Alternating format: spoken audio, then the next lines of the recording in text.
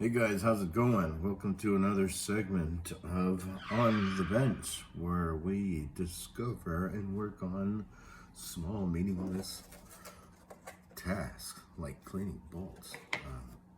I'm the Rhino, and this will be short and sweet, but there's kind of a lot to it, really. You've got your old nasty bolts here, all cruddy and full of junk, and you're putting together a nice brand new motor, and some of this stuff you got to reuse, and there's some bolts you don't want to reuse, like your clamping bolts that put your motor together.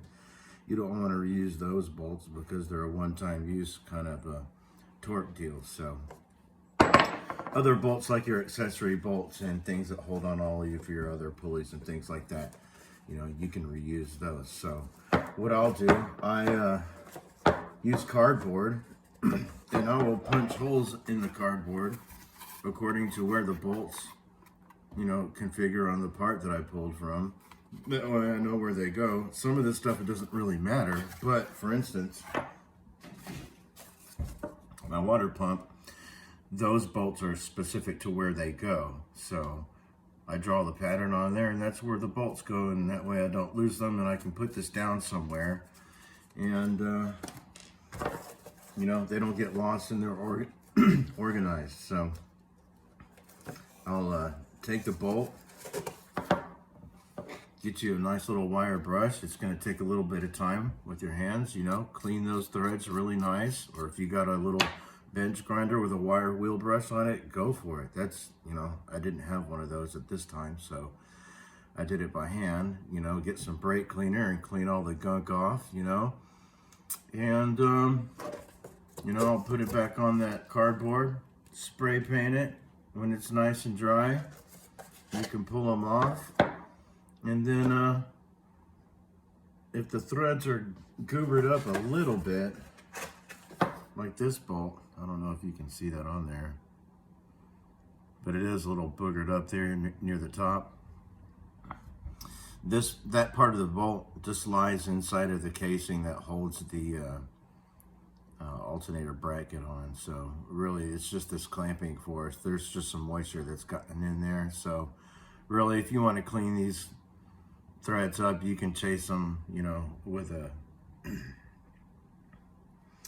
with a thread chaser, if you got some of those tools lying around. Otherwise, you can just take a good wire brush to it and clean them up. But you're going to be putting this stuff into a brand new engine.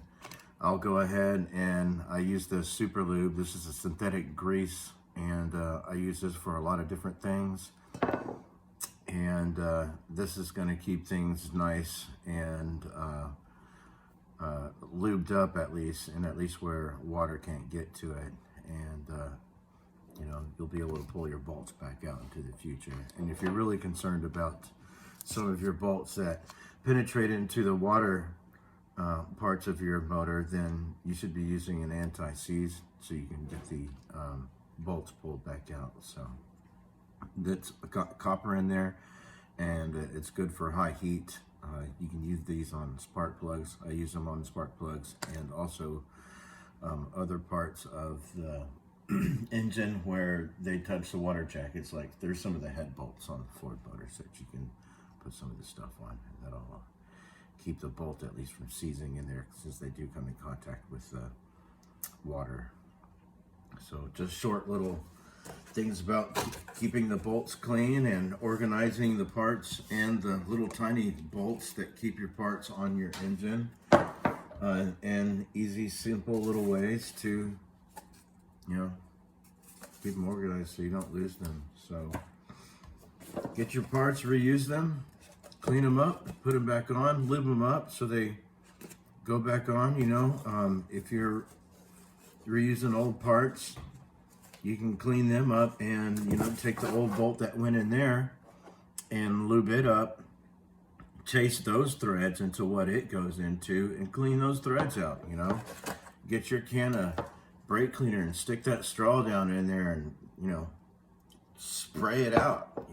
Do it several times, douche that hole out so you can get it real clean, and chase those threads 2 or 3 times. And It might take, you know, a couple of minutes of driving that bolt all the way down into there and driving it all the way back out. But, you know, if those bolts work freely, then you know that their torque specs, at least when you put this stuff back together, is going to be true and accurate. So that, and you'll get the dang things back out in the future when you got to take stuff back apart again. So there we go. Short little topic on that there. Thank you for joining me on the bench, and we'll see you guys next time. Thank you for joining the Rhino, and thank you for subscribing. And if you're new to my channel, please subscribe and like. You guys have a good day, and happy Thanksgiving. Take care.